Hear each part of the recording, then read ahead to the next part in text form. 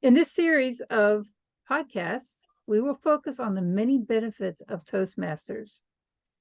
In this episode, we will focus on one Toastmaster who has taken on promoting Toastmasters to the younger generation, a mission. I am your host, Noreen Clemenzi. Our guest is Judy Maggio. Judy is a retired federal employee. In her professional career, she served as an instructor, coach, and mentor. During her years in retirement, Judy has been involved with several nonprofit organizations: Stafford Junction, Lucia Ministries, Inc., the Commonwealth of Virginia Girl Scouts, and 2 Toastmaster clubs. Judy has coached, mentored, and trained participants in these nonprofit organizations. Quite an achievement. Quite busy person, Judy. How did you ever get started in all this? This is really phenomenal what you have done. Thank you, Noreen. I am very grateful for the mentors I had in my career. My mom was my greatest mentor, but my foundation started way back then and during my profession, especially my first supervisor in the federal government. And she Mm. taught me the importance of always helping others. And that continued throughout my profession. So when I retired, I decided I wanted to do something. I wanted to help people. And I reached out to Stafford Junction. The director there said, why don't you come out and look at the different activities we do? So I went to the tutoring that they did at Drew Middle School and saw all those little kids there. And I said, I don't think that's for me. And then I saw the other activity that dealt with the mothers, which were young adults in their 20s and 30s. And of course, they were Spanish speaking immigrants. Yeah. And at that point, I said, I think I can deal with that. And so I worked there for a while, volunteered there for a while, and then eventually got a calling to go work with Lucha Ministries, again, with young mothers, Spanish speaking mothers. Well, of course, these were mothers that did not work. So they would bring their little children, like their 4-year olds, their 2-year olds, their 3-year olds. And I'm like, okay, that's fine with me. So that's how it all started. And then the ladies of Lucha, as I called them, I was there for 10 years.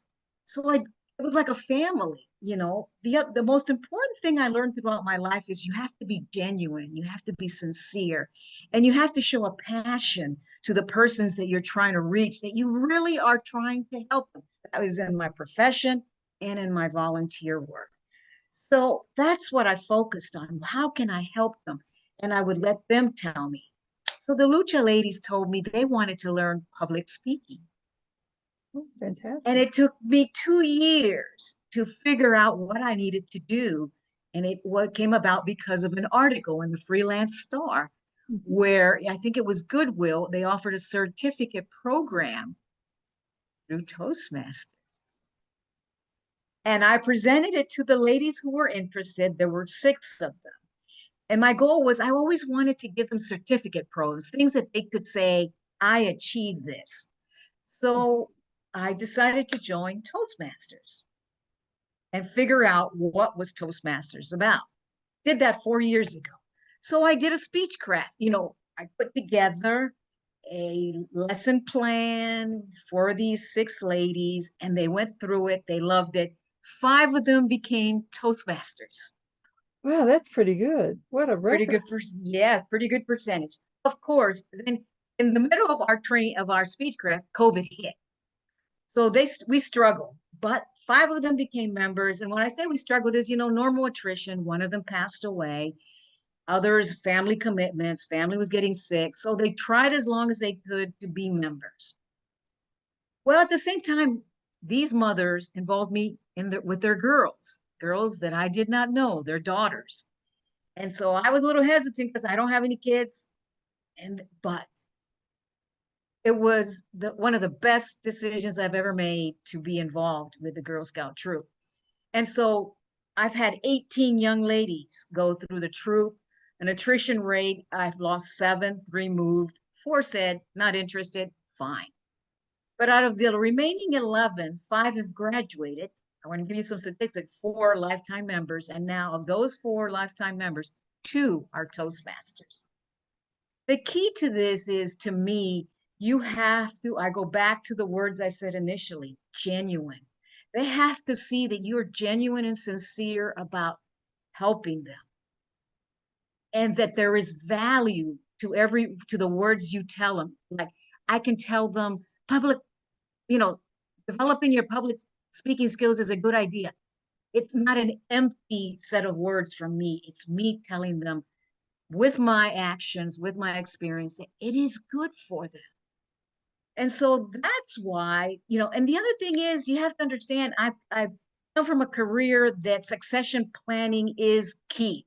In everything you do, you have to plan for what's going to happen when you, the older crowd, moves on and somebody younger has to come in. So succession planning is all part of it. You have to be preparing constantly and consistently in every organization, whether it's job related or nonprofit, because the change is going to come. I have gray hair and it's going to get really white eventually. So what I'm telling you is, I have to prepare the youth. And one of the things that I think that has been beneficial all along in my Girl Scout troop, I've always been throwing them out there to speak. Now I formalize it by saying, you're now an adult. I'm going to let you be, in school, college for your freshman and sophomore year as you get acclimated to it. But now once you're in your junior year, well, how about public speaking? How about developing that for your benefit? And I tell them, I didn't have that when I was in college. Nobody talked about Toastmasters. It was whatever you took in class. And so they see the benefit, and I tell them the pros and cons, and I let them experience it.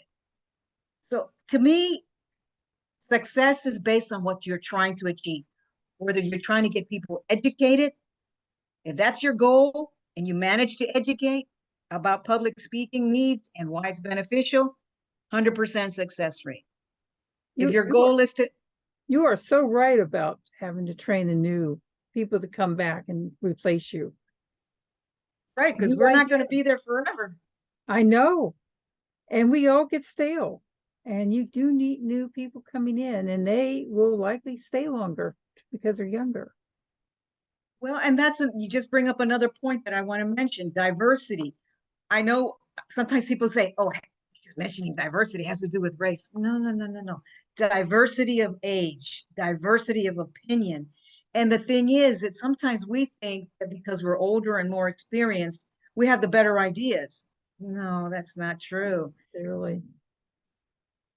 You need to bring the people that can be your sounding boards, that can contradict you, because that makes you think. And the other thing is, that we're living in a world of social media, which I didn't grow up in that, but these young adults did. And so they bring that to the table as well. Absolutely. And so it's a win-win situation. I see it that way. That's how I got into it.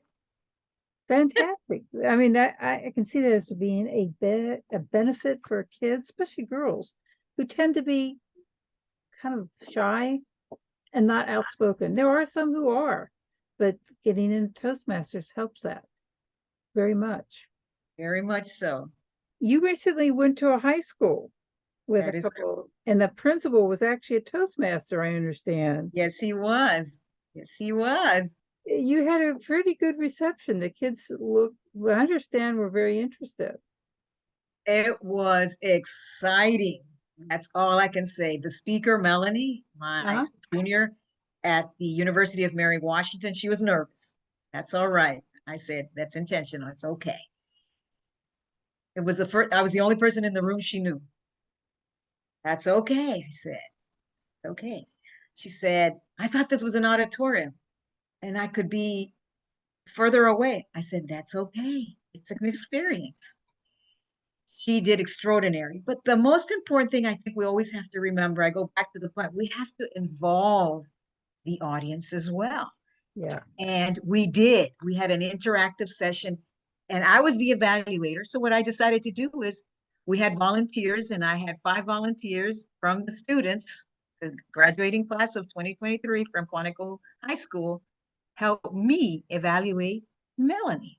Oh, And that's they loved it. And I interesting. will tell you, I was impressed with them, smart kids. And Melanie was just stunned. And the fact of how they spoke told me that her speech was well received. Not only her speech, her message about the importance and the benefits of Toastmasters for her age group, the Gen Zs. And it was a benefit to her also, Melanie. Oh, yeah. Yeah, she wants to go back. She's ready to go back next year. Oh, She's already told me, I really? signed up. I'm going. Oh my The, gosh. this principal invited us back. And I said, we're coming. And Melanie said, I want to speak again. I said, okay. So are you planning on going to other like junior high schools or I colleges? hope so. Yes, I hope so. And not only that, I hope that we can start going to the universities. And Yes. that's why I have another Girl Scout. She just graduated from ODU, Old Dominion University. She's a National Guard member as well. That's who I'm thinking maybe we can start going in that direction. Yeah, but it has to be a plan. You don't want to go out and do everything like a horse race. We're not Secretariat, the horse, right? No, absolutely not. It's gotta be planned, and it's gotta be the person speaking, like the Gen Zs, they have to feel they are making a difference, going to these places and seeing how they make a difference through their speeches. So it has to be planned, and it has to be not overwhelming for them as well. Well, thank you, Judy. That was very insightful. Your views on promoting for the younger generation and actually any Toastmasters. Excellent turnover of ideas. Thank you for being a guest on this podcast. And I'll stay tuned. We will have some other podcasts. If you like, subscribe. Thank you. Thank you. You're And welcome, and thank you for having me on your podcast, Noreen. Thank thank you you very so much. much. Have a good one. And you too.